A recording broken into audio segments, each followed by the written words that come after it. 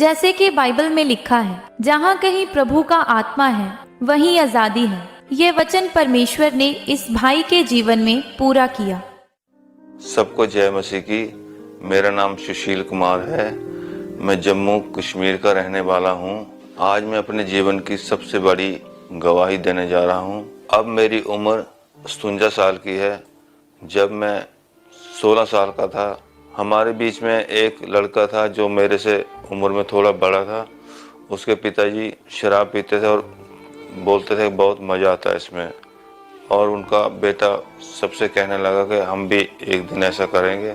जब उसने हमें बताया कि हम थोड़े थोड़े पैसे इकट्ठे करके आज एक बियर की बोतल लाएंगे और सब मिलके पिएंगे, और ऐसा ही हमने किया कि सब ने इकट्ठे होकर के हमने एक एक दो दो रुपया 50 डाल के तो हमने बियर की एक दो बोतल मंगाई और सब हमने 4-5 लड़कों ने पी। जब मैंने पहली बार बियर का नशा किया, थोड़ा झूमने लगे, थोड़ा दिल खुला हो गया, थोड़ा अच्छा लगने लगा।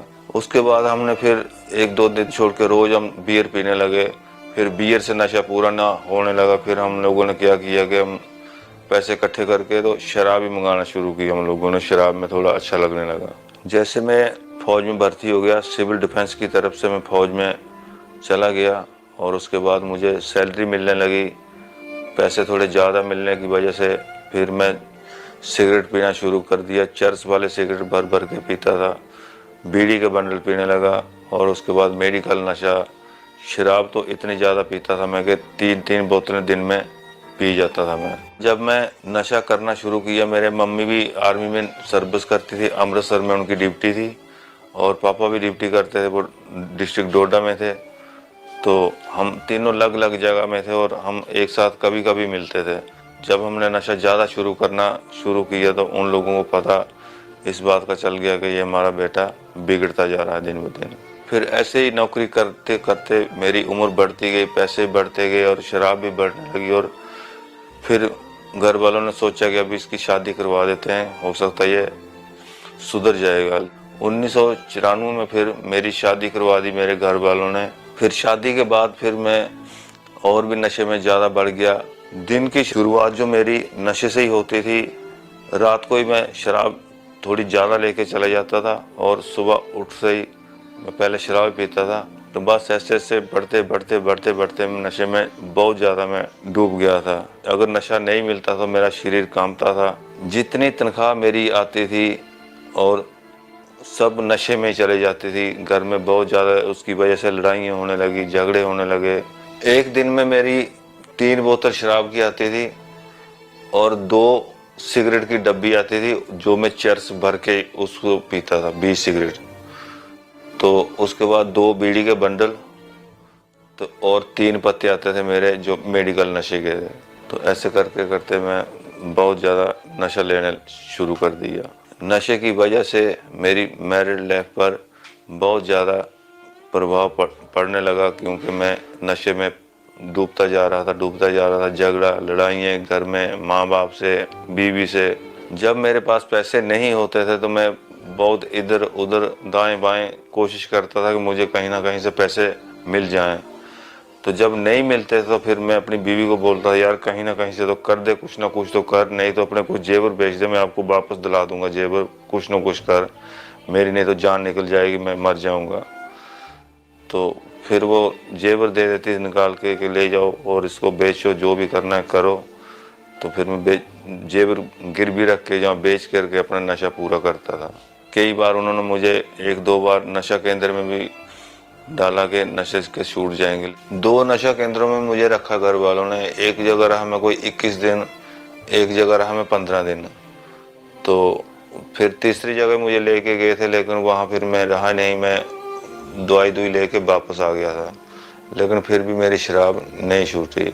जब मुझे नशा नहीं मिलता था तब मुझे इतनी तलब, दिल में धड़कन, ऐसे शरीर कांपता था मेरा कि अब करूँ तो करूँ क्या। कई बार मैं जब ज़्यादा नशा ले जाता था रास्ते में कई बार मैं गिर गया। कई बार मेरे रिश्तेदारों ने, अपने सगे रिश्तेदारों ने, मोहल्ले वालों ने देखा, मेरे घर में बताते थे वो वहाँ पर पड़ा है, आपका पति शराबी वहाँ पर पड़ा है, उसको ले आओ। कई बार मैं अपनी ज़िंदगी में ऐसा सोचता था कि मेरे पास सब कुछ है, अच्छी बीवी है, अच्छे बच्चे हैं, अच्छी नौकरी है, अच्छा घर है, गाड़ी है, सब कुछ है मेरे पास। तो मैं कैसी मेरी हालत है, मैं कैसी ज़िंदगी जी रहा हूँ। लेकिन इस शराब की वजह से मैं अपने आप को नहीं कंट्रोल कर पा रहा था और प्रतिदिन मैं ज़्यादा नशों में डूबने लगा। तो ऐसे डूबते डूबते मैं सोचा, मैं सब कुछ बनाया, सब कुछ बना लिया है, दो जगह घर भी बना लिए हैं, कमरे किराए पर दिए हैं, गाड़ी है, नौकरी है, सब कुछ है मेरे पास भी, लेकिन फिर भी मैं एक भिखारियों के जैसे जी रहा हूँ। मैं इस नशे को बहुत एक गंभीर हालत में सोचा मैंने कि मैं किस तरह से इस नशे से मुक्ति पा सकता हूँ। मैंने बहुत बार नशा छोड़ने की कोशिश की, लेकिन ये नशा मेरे से नहीं छूटा जा रहा था। कई बार मैंने खुदकशी करने की कोशिश की कि मैं नहीं जीना चाहूँगा इस दुनिया में, क्योंकि मेरी ज़िंदगी हालत मेरी बहुत ज़्यादा बिगड़ चुकी है कि अब मुझे जीने का कोई अधिकार नहीं है। इसलिए मैंने ओवरडोज, शराब भी पी, नशा भी ओवरडोज किया और मेडिकल नशे मैंने बहुत ज़्यादा कर लिया कि मैं आज सुबह हो सकता मैं नहीं उठूँगा, लेकिन मैं बच गया। लेकिन मैंने 10 बार ये कोशिश की कि मैं नहीं जीऊँगा। फिर एक दिन मेरे मामू जी के लड़के ने, मेरे भाई ने मुझे बताया कि हम चले खामरा चर्च में चलते हैं। मैंने बोला कहाँ पर है ये खामरा चर्च? बोलने लगा जलंधर में है। वहाँ पर कितने लोग कैसे कैसे रोग के लोग वो चंगे होकर के जाते हैं। इतनी देर के शराबी जो शराबें छोड़ जा रहे हैं, कैंसर वाले ठीक हो रहे हैं, लंगड़े चल रहे हैं, अंधे देख रहे हैं, मुर्दे जिंदे हो रहे हैं। मैं बोला ऐसा भी हो रहा है?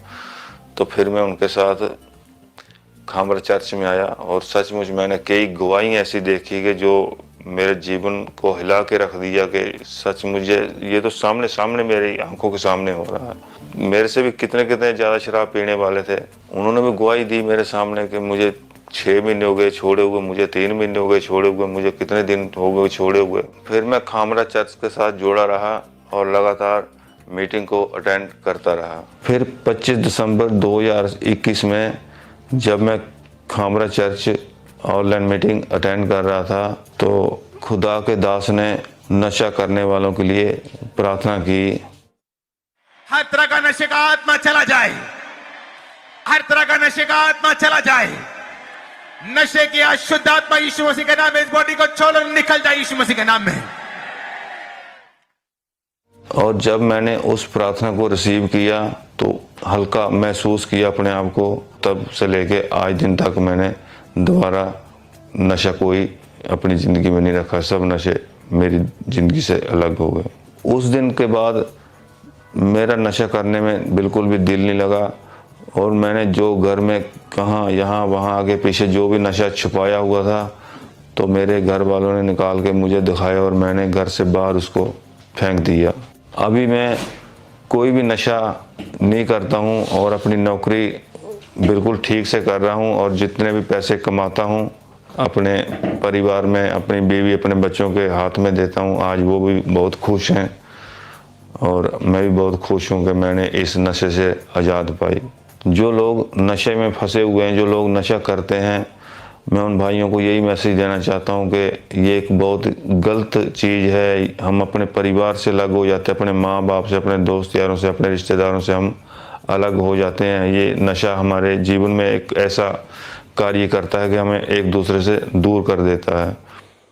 और मैंने अपनी ज़िंदगी बचाई है तो मेरे खुदा ने मेरा साथ दिया। मैंने खामरा चर्च को अटेंड किया, उनके साथ जुड़ा रहा और मैंने इस नशे से आज़ादी पाई है। मैं चाहता हूँ कि आप भी अगर इस नशे से आज़ादी चाहते हैं तो ज़रूर आप भी खामरा चर्च में आइए।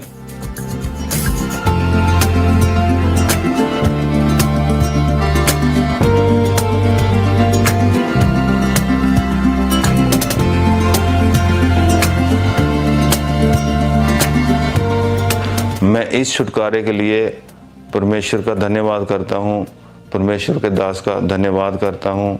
सबको जय मसीह की।